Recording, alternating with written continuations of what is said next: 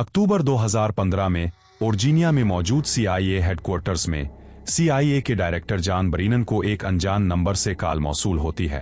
Call करने वाला कोई बुच्चा लगता था, जिसने जॉन ब्रेनन को बताया कि इसने CIA का सारा सिस्टम हैक कर लिया है। अगर ये कॉल किसी आम शख्स को की जाती तो इसे मजाक समझा जाता, लेकिन ये दुनिया की सबसे ताकतवर खुफिया एजेंसी के डायरेक्टर को की गई थी।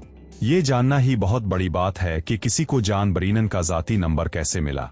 ये कहानी है दो बच्चों की, जिन्होंने CIA को हैक करके अमेरिका जैसी सुपर पावर को हिलाकर रख दिया। ये बच्चे कौन थे? उन्होंने ये सब कुछ क्यों और कैसे किया?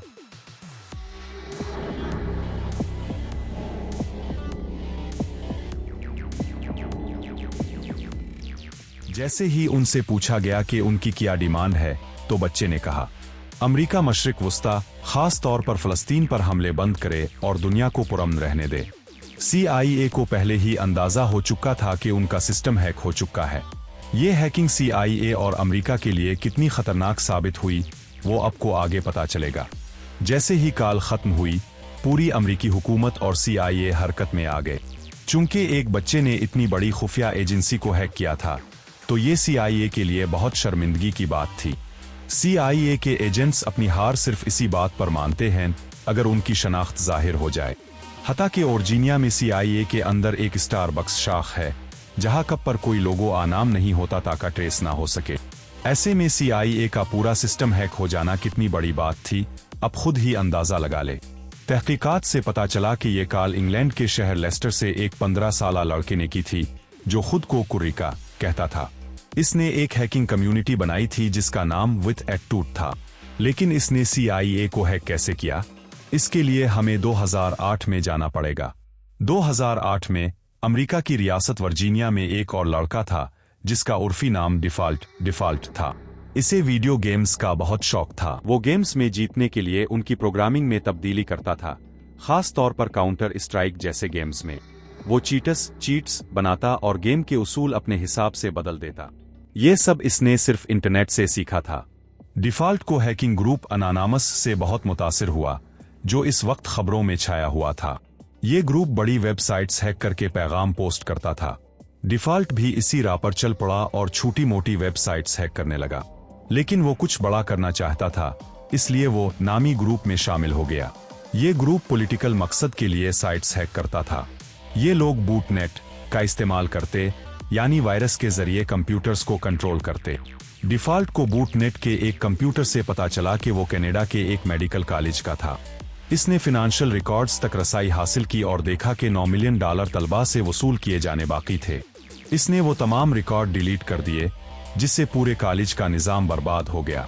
ये इसकी पहली बड़ी हैकिंग थी। अगली हैकिंग इसने गुस्से में की। 2014 में डेनमार्क हुकूमत ने ऐसा कानून पास किया जिसमें जानवरों से जिनसी ज्यादती को कानूनी करार दिया गया। डिफॉल्ट को अपने पालतू कुत्ते से बहुत मोहब्बत थी। वो गुस्से से भड़क उठा। इसने डेनमार्क की ऑफिशियल साइट्स हैक की और पैगाम दिया। क्या आप जानते हैं कि अब की हुकूमत जानवरों से ज्यादती की इजाजत देती है? इसने कानून के हक में बनाई गई तमाम वेबसाइट्स को भी बंद कर दिया। ये इतनी बड़ी बात बन गई कि अगले साल हुकूमत को कानून वापस लेना पड़ा। लोग इसका क्रेडिट अनानामस को देने लगे, जो डिफॉल्ट को पसंद ना आया।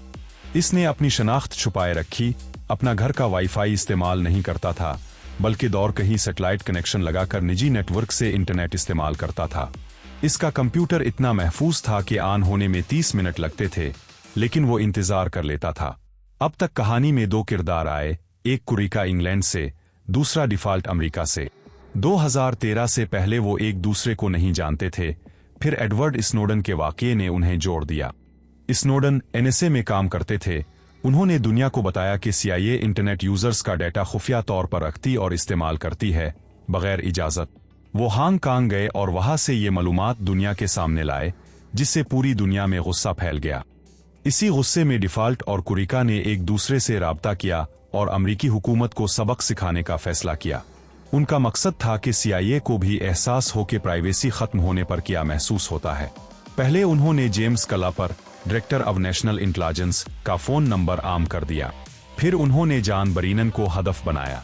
कुरिका ने ब्रेनन का पब्लिक नंबर निकाला, जो वराइजन कंपनी का था। इसने वराइजन को फोन किया और खुद को उनका मुलाजिम जाहिर किया, कहा कि सिस्टम में मसला है और एक सारिफ का डेटा चाहिए। इसने पिन पहले ही हैक कर लिया था, जिससे वेरिफिकेशन हो गई और वराइजन ने बरीनन की जाती मालूमात दे दी। अब कुर्रिका के पास बरीनन का account number, backup number, address और कोड के आखिरी 4 हिस्से मौजूद थे। इसने बरीनन का ईमेल भी हैक कर लिया। ईमेल में खुफिया मालूमात, CIA अफसरान का डेटा, सोशल सिक्योरिटी नंबर और सरकारी हिदायत मौजूद थीं। बरीनन को जैसे ही पता चला, इसने अपना ईमेल बंद करवा दिया, मगर देर हो चुकी थी। कुर्रिका ने तमाम खुफिया डॉक्यूमेंट्स एक एक करके आम करना शुरू कर दिए। पूरी दुनिया में CIA की बदनामी हो रही थी। कुछ दिन बाद कुर्रिका ने डिपार्टमेंट ऑफ जस्टिस के 9000 एहलकारों और FBI के 20,000 एजेंट्स की मालूमात भी पब्लिक कर दी।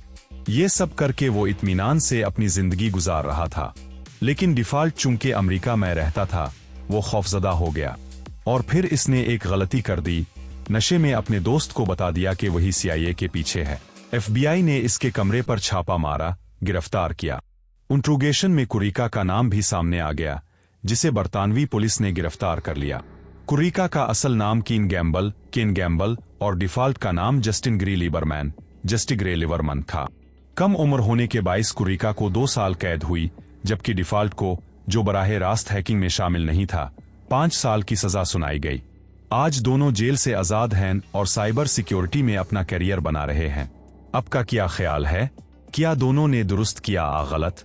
कमेंट में जरूर बताएं।